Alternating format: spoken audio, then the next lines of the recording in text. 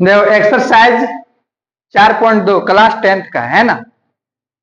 पहला का चौथा क्वेश्चन है, गुणनखंडन विधि से निम्न द्विघात समीकरणों के मूल ज्ञात कीजिए। द्विघात समीकरण मतलब समझता है, इसका जो द्विघात समीकरण का इक्वेशन होता है standard A X square plus B X plus C बराबर, ये द्विघात समीकरण का एक फॉर्म है, स्टैंडर्ड फॉर्म। मतलब इस तरह हो रहेगा तो जान जाएंगे कि क्या है द्विघात समीकरण। मतलब मैक्सिमम पावर कितना होना चाहिए, 2 होना चाहिए। ठीक है, और यहाँ ये के लिए 0 नहीं हो सकता है, ये बराबर नॉट इक्वल टू, अगर 0 हो जाएगा तो ये पूरा 0 हो जाएगा ना, तो फिर द्विघात नहीं कहलाएगा, फिर ये रेखिक बन जाएगा, इसलिए यहाँ 0 नहीं हो सकता, ये बराबर नॉट इक्वल टू 0।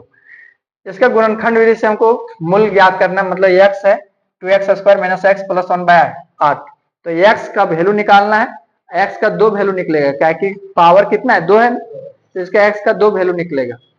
अब गुणनखंड क्या ऐसे निकाला जाता है, बीच वाला को तोड़ना होता है ना, और शुरू और लास्ट वाला गुना करके आना चाहिए, और बीच वाला तोड़ के जोड़ घटा करके माइनस एक्स आना चाहिए, और गुना करके ये आना चाहिए। लेकिन यहाँ फ्रैक्शन में दिया है, भिन्न में दिया है। किस में दिया है? आप तुम लोग समझता है भिन्न क्या होता है? सो भिन्न होता है अंश बटे मतलब कुछ ऊपर में रहेगा और नीचे में रहेगा। अंश बटे हर मतलब जैसे एक्स बटे वाई होता है, अंश हो गया एक्स, हर हो गया वाई।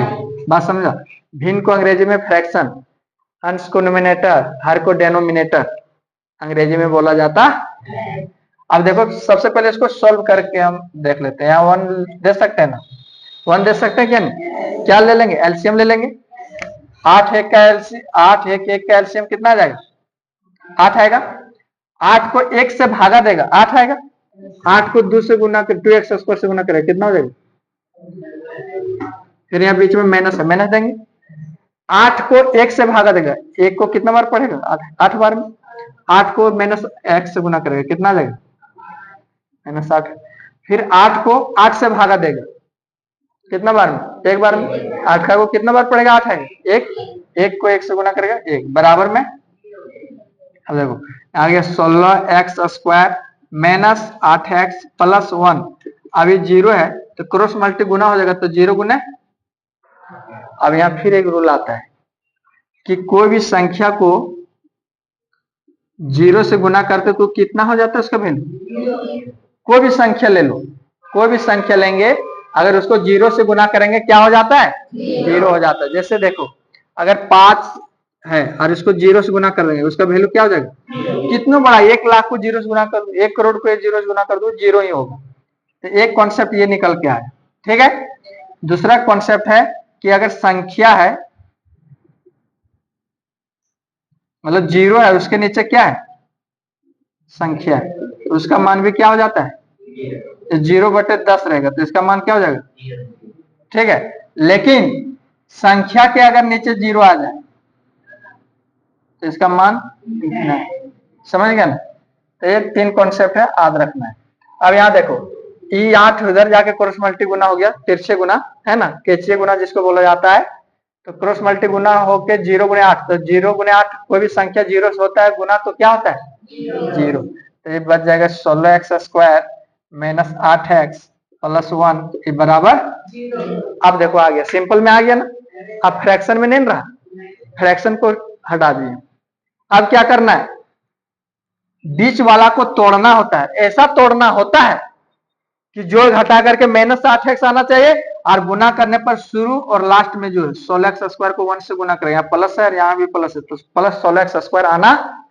कैसे तोड़ेंगे? सो देखो 16x स्क्वायर को ज्यों का, और माइनस 8x को माइनस 4x, और माइनस 4x माइनस माइनस क्या हो जाता है? तो 4x से 4x 8x होगा, चिन्ह लगेगा माइनस का ही।